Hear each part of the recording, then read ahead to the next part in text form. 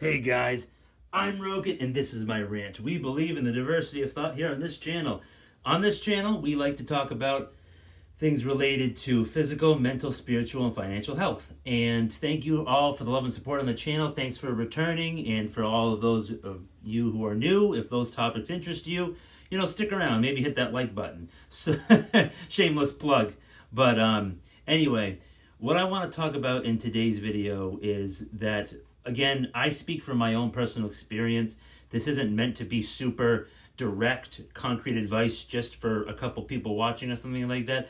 I'm just speaking from my experience and what works for me, and you have to figure out what works best for you. Maybe take a couple things that I mentioned of the 10 things I may mention and apply it to your own life, because everybody has their own trauma, their own mental health hangups, their support structures, their financial situation, their living situation. I could go on and on and on and on.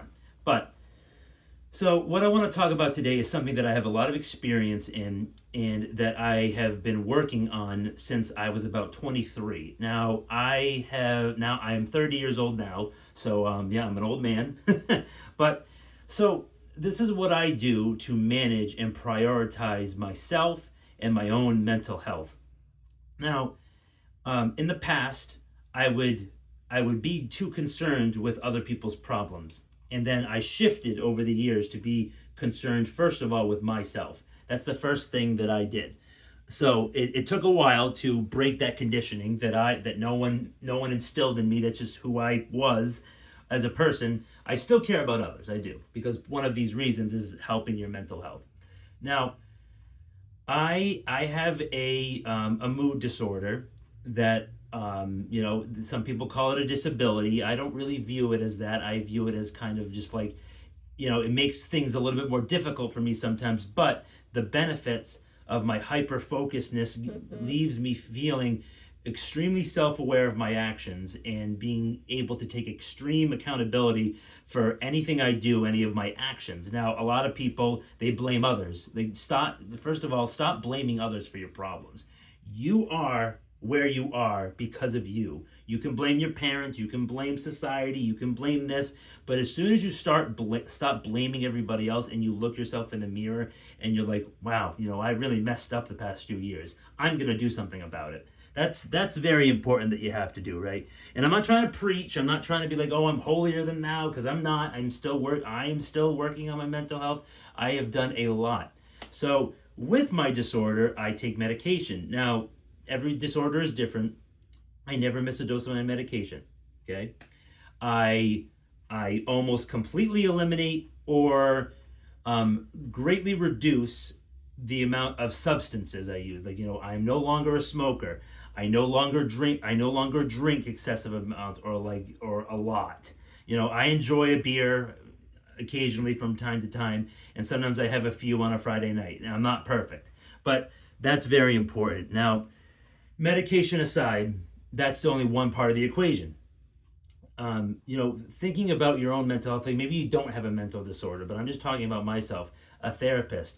You're not always going to vibe or jive or whatever the word is with the first therapist you mentioned. You might have to shop around and talk to a few different therapists to see that someone who really gets you or can really hold you accountable or can point out patterns in your speaking that make you aware to new things you never really thought of or considered before until someone was blunt enough to say it. They'll say it. They're on your side, but they're not gonna like coddle you like other people and you're like, oh, it's okay that you're like that. Oh, it's okay. It's okay. No, they're not gonna do that.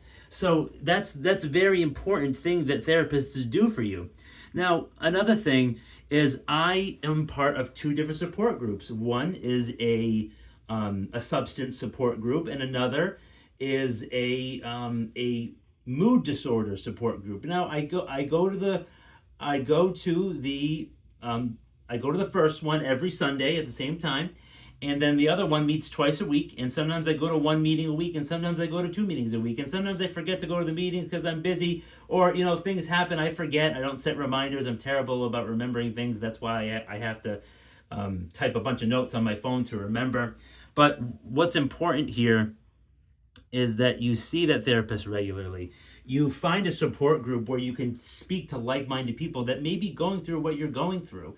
And it doesn't matter what substance you're addicted to. I'm not going to list all the substances because you know what they are. We all know what they are, and we all know how detrimental they can be if they're not, in moderation, or if they're not managed or something like that.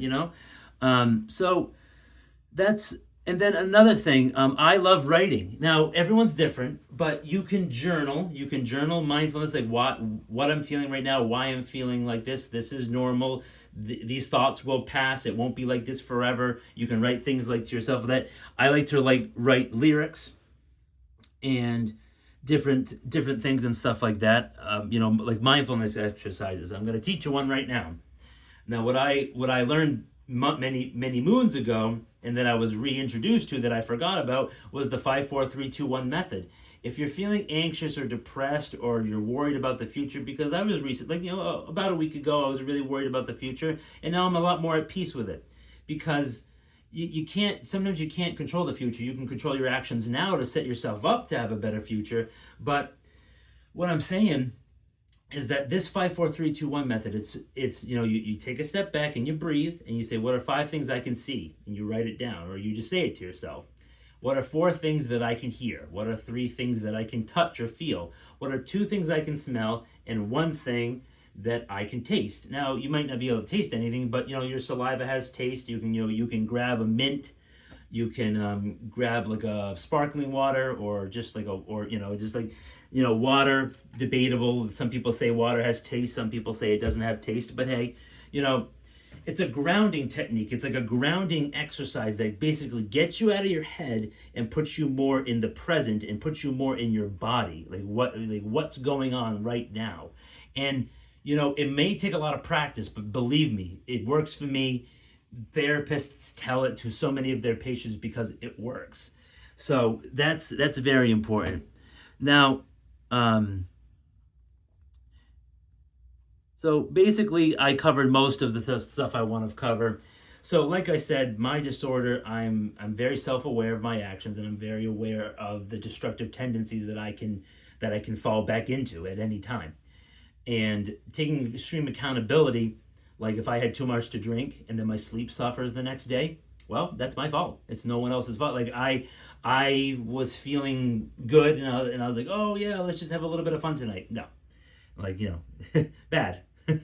So another thing is prayer. Now, not everybody is religious, and I completely understand that. I can see all viewpoints of different beliefs and stuff like that, but it doesn't have to be like you pray to God or you pray to Jesus. You can pray to your higher power, whatever that higher power is. If that higher power is your support group meeting, that support structure, that home group, that group of people that holds everybody accountable, that's a higher power. Or if you're in AA and you do the steps, that's like a higher power. Or just like if you believe in the energy of the universe, like all the planets and the stars outside of Earth and stuff like that, like their energy, like the energy that you put out into the world, like the good energy, the helpful energy, the kind energy, karma, if you believe in karma, that energy will come back at you. When you think about that type of thing, it really helps put things in perspective for you. And look, I know everybody goes through tough times, and I'm not trying to discount and saying that it's not difficult. I know how difficult it was. I was extremely anxious. I was extremely depressed. I was extremely drug dependent. I had an addiction. I wasn't doing all of these things that the doctors told me to do for my mood disorder. But eventually I learned to live with it, and realizing that it's not a weakness, it's a strength. Because, not everybody has this, but you can still live a productive life, a fantastic life with it. So that's all I wanted to say. I can go into more depth about that type of thing in the future video, but I really hope you guys enjoyed that video, and I hope that helped. I hope it helps with your mental health. Hit that like button if you liked it, and remember to smash that dislike if you didn't like my topic or my shirt or my face. Just remember to, so I can improve, make better content, make more content, and then just get better overall with what I'm doing. Hit that subscribe button. It's free. And the notification bell. It might work, it might not. I would love to hear what you have to say in the comment section down below. Hope you guys have a great rest of the day. I'll see you next time.